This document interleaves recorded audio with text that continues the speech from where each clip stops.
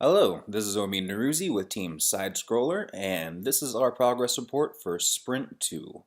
Let's start out with Drew Demechko. For Sprint 2, I worked on user stories around movement functionality. The first story, as a ground enemy, I want to travel consistently either left or right across the ground so that I can try to attack the player. The acceptance criteria for this is when the ground enemy appears, it should travel consistently in a horizontal trajectory. So when you click start here, and then let the game load up,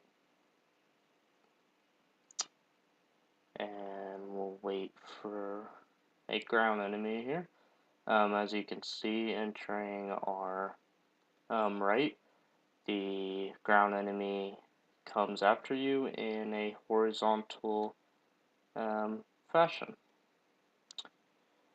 The second user story I worked on was, as a ground enemy, I want to spawn off the screen so that I don't randomly appear on the screen. So to make it more realistic, they spawn and they come onto the screen from the different directions.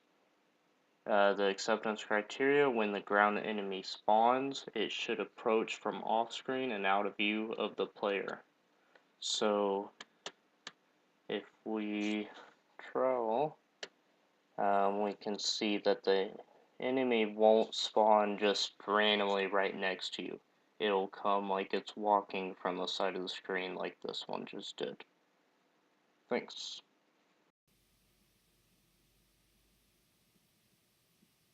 Hello, my name is Taro Tachiban, and I'm going to be going over the user stories and the acceptance criteria for my second sprint. Now, for my user stories under game screen functionality, as a player, I would want to press the X button to melee attack so that I can attack enemies. And as a player, I want to appear to slash in front of me when I melee attack so that the game appears more realistic.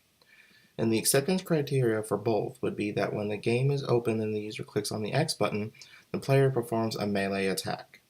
And when the game is open and the user clicks on the X button, the user's character performs a sword swinging animation. Open over the Android emulator to prove these things.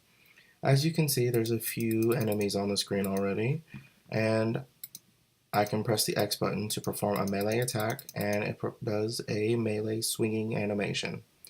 That should be the extent of my acceptance criteria. Thank you. Hello, this is Micah McKinnon. The user stories I had for Sprint 2 are for flying enemies in our game.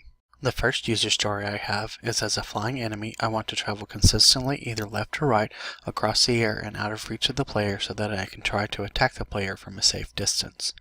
The second story is as follows. As a flying enemy, I want to spawn off the screen so that I don't randomly appear on the screen.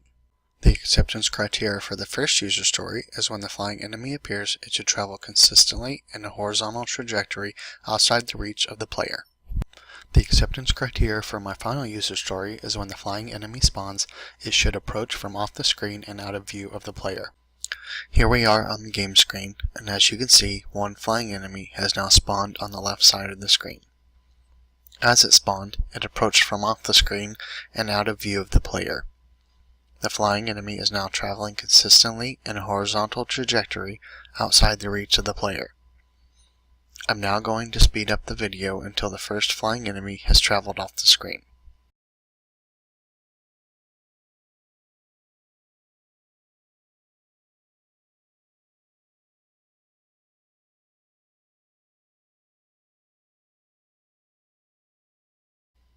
The first flying enemy has now traveled off the screen. Hello, this is Omid again, and my user stories for this sprint were as follows. As a player, I want to press the screen above me so that I can perform a ranged attack, and as a player, I want to have a finite amount of projectiles for a period of time so that I cannot just constantly fire projectiles all over the screen. The acceptance criteria was as follows. When the game is open and the user clicks on the screen in any direction above them, a ranged attack is performed. And when the game is open and the user or a user fires a projectile, the amount of projectiles should decrease until he has none.